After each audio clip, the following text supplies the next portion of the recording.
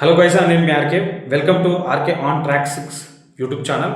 Okay, ఇప్పుడు మనము యూట్యూబ్లో ఎటు చూసినా కానీ Tuni missing case, Jahnavi missing case చాలా అంటే చాలా ఘోరంగా చూస్తున్నాము. జాహ్నవి మిస్సింగ్ కేసు గురించి మనం చూస్తున్నాం, దాని గురించి ఇప్పుడు డిస్కషన్ చేసుకుంటాం. ఒక్కొక్క యూట్యూబ్లో చెత్త కొడుకులు చెత్త వీడియోలు డిఫరెంట్గా ఇట్లా పడితే అట్లా థంబ్నెయిల్స్ పెట్టడం, ఏది పడితే అది వాగడం, ఎట్లా పడితే అట్లా చూపించడం, చిత్రీకరించడం, దాని గురించి డిస్కషన్. కేవలం ఇది దేనికోసం అంటే డబ్బుల కోసం.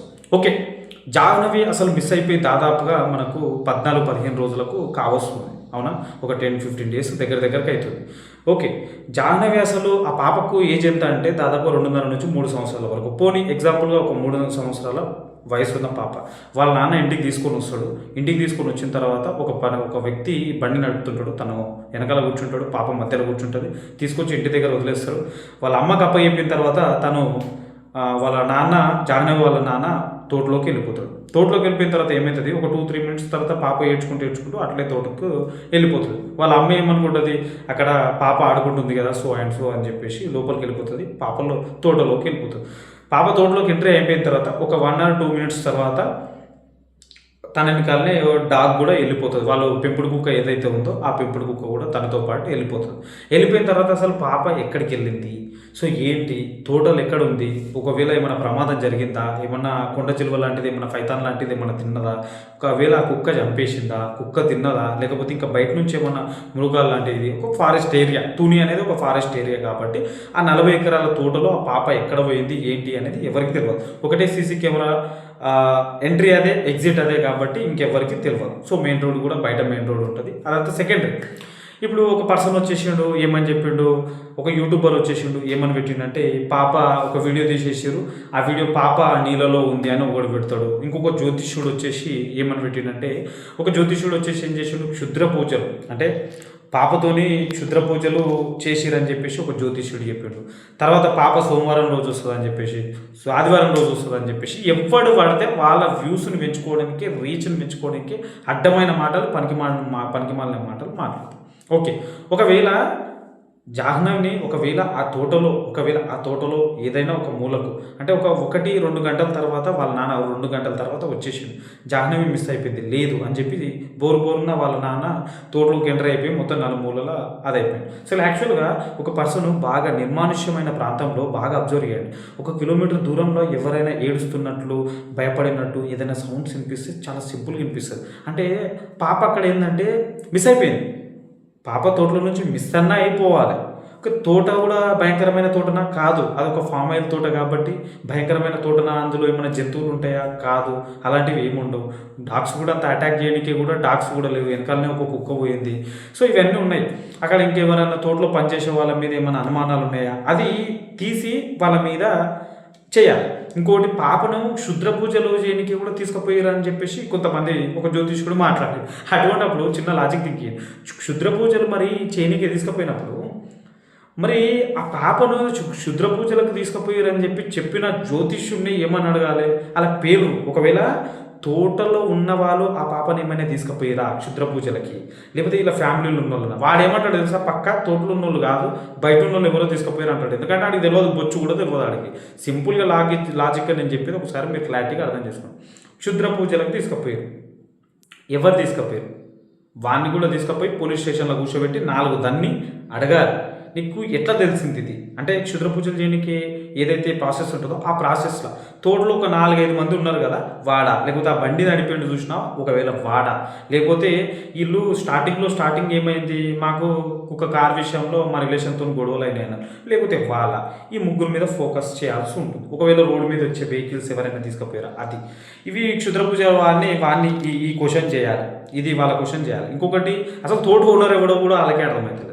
తోట ఓనర్ అవుట్ ఆఫ్ కంట్రీలో ఉన్నాడు, వాళ్ళు రావాలి. ఇంత పెద్ద ఇష్యూ కదా, స్టేట్ లెవెల్ ఇష్యూ కదా ఇది. స్టేట్ లెవెల్ దాదాపుగా తెలుగు రాష్ట్రాల మంది జనాలు తూని గురించి ఏ వీడియో పెట్టినా కానీ చూసేస్తున్నాం. ఎందుకంటే అది ఖచ్చితంగా తెలియాలి, దాని గురించి ఏమైంది అని చెప్పేసి బాగా ఆలోచన చేస్తున్నాం. మరి అటువంటి టైంలో ఓనర్ ఎక్కడ పోయిండు, ఈ ల్యాండ్ ఓనర్ ఎక్కడ పోయిండు, Tuni incidents Jahnavi case missing case అయింది. మరి ఇంత పెద్ద పోలీసు వాళ్ళు వస్తున్నారు, కెమెరాలు తీస్తున్నారు, వీడియోలు తీస్తున్నారు. ఇప్పటికీ కొన్ని వేల వీడియోలు అప్లోడ్ అయిపోయినాయి జాహ్నవి మీద. దాదాపు కొన్ని వేల వీడియోలు యూట్యూబ్ ఛానల్స్ పోస్ట్ చేసేసినాయి. 1000 యూట్యూబ్ ఛానల్స్ ఈజీగా పోస్ట్ చేసేసినాయి. మరి అప్పుడు ఓనర్ ఎటు పోయిండు? ఓనర్ రావాలి కదా, ఏం జరుగుతుంది ఏంటి అని చెప్పి తను కూడా పరిశోధించాలి కదా. అసలు ఓనర్ పేరు ఎందుకు తీస్తలేదు? ఇక్కడ మ్యాటర్ ఏంటంటే ఓనర్ పేరు కూడా రావాలి కదా. సో కార్ గురించి గొడవ అయిన వాళ్ళని కూడా ఇంటర్గేషన్ చేయాలి కదా. సో అక్కడ ఉన్న 3-4 తీసుకుపోయి అందులో పెట్టిరు కదా. ఈ జ్యోతిషుడు ఎవడైతే చెప్పిండో వాడిని కూడా తీసుకుపోయి కొద్దిగా ఇవి మరి ఏంది కథ అని చెప్పి కనుక్కోవాలి కదా. ఒకవేళ కుక్కలు సంథింగ్ ఒకవేళ అటాక్ చేసి ఒకవేళ చంపినాయి, ఒకరేమో తమ్ముళ్ళు ఏమని పెట్టారు అంటే కొండ చిలువ కడుపులో ఉంది అని పెట్టారు. కొండ చిలువ అనేది బాగా గుర్తుపెట్టుకోండి. తిన్న తర్వాత ఒకవేళ పాపని కానీ ఏదైనా ఆహారాన్ని తీసుకున్న తర్వాత అది లోపల మొత్తం మిక్సింగ్ చేసేసి జుక్సి చేసేసి అది బయటకు వదిలేస్తారు. అది కామన్గా అది ఎవడు అడిగినా కానీ చిన్న పిల్లగాడు అడిగినా అని చెప్పేస్తారు. ఒకవేళ 40 ఎకరాల పొలంలో ఒకవేళ పాపను ఎక్కడ ఏదైనా ప్రమాదం జరిగి పాప చనిపోయినా, ఎగ్జాంపుల్గా ఇది వర్షాకాలం ఈగల కాలం మీ అందరికి తెలుసు, కామన్గానే స్మెల్ రావడం మినిమం కిలోమీటర్న్నర అంటే ఇంచ్ టు ఇంచ్ పోలీసు వాళ్ళు వెతికిరు, యూట్యూబర్స్ వెతికిరు, విలేజ్ వాళ్ళు వెతికిరు, ఎవ్రీథింగ్ అందరు వెతికిరు. కాబట్టి పాప తోటలో లేనికే కారణం లేదు. మిస్ అయితే ఒకవేళ మిస్ అయింది అనుకోండి, తోటలో ఉన్న వాళ్ళన్నా మిస్ చేయాలి, తనను తోటలో ఉన్న వాళ్ళే మిస్ చేయాలి. రెండోది ఏంటంటే ఆ పాప దాదాపుగా ఆ పాపకు 3 సంవత్సరాల వయసున్న పాప.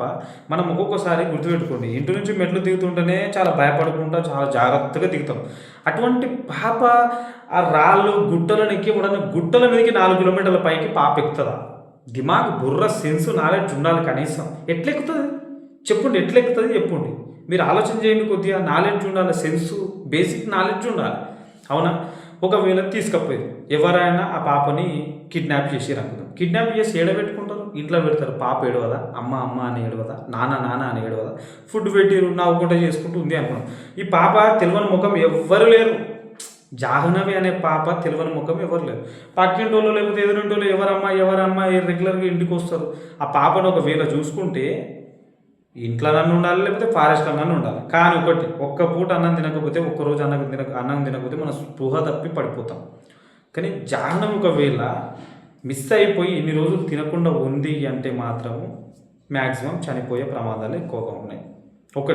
ఇట్లాంటి చెత్త వీడియోలు చెత్త థంబ్నెయిల్స్ చేసే ముందు ఇవన్నీ ఒకసారి ఆలోచన చేయాలి. ఒక జ్యోతిష్యుడి గురించి ఆలోచన చేయండి, తర్వాత అందులో ఉన్న 4 గురించి ఆలోచన చేయండి. ఆ కార్ ఇన్సిడెంట్లో ఆ కార్ గురించి ఇన్సిడెంట్ ఒకటి గొడవ ఏం చూసినా తన గురించి ఆలోచన చేయాలి. 3వది ఏంటంటే ఫస్ట్ ఆ తోట ఓనర్ గురించి ఆలోచన చేయాలి. ఆ బండి మీద దింపినోడు ఇవన్నీ ఆలోచన చేసి ఇంటర్గేషన్ చేసి ఖచ్చితంగా ఏదో ఒకటి తెలుస్తుంది. పాప బతికి ఉందా బ్రతికి లేదా అనేది తెలుస్తుంది. ఇది పాయింట్, అర్థమైందా? ఇదే కీ పాయింట్. అడ్డమైన మాటలతోని అడ్డమైన కూతలతోని థంబ్నెయిల్స్ పెట్టడం తప్పు అంటే తప్పున్నరా చెత్త మాటలు మాట్లాడకూడదు. అదొకటి గుర్తుపెట్టుకోవాలి.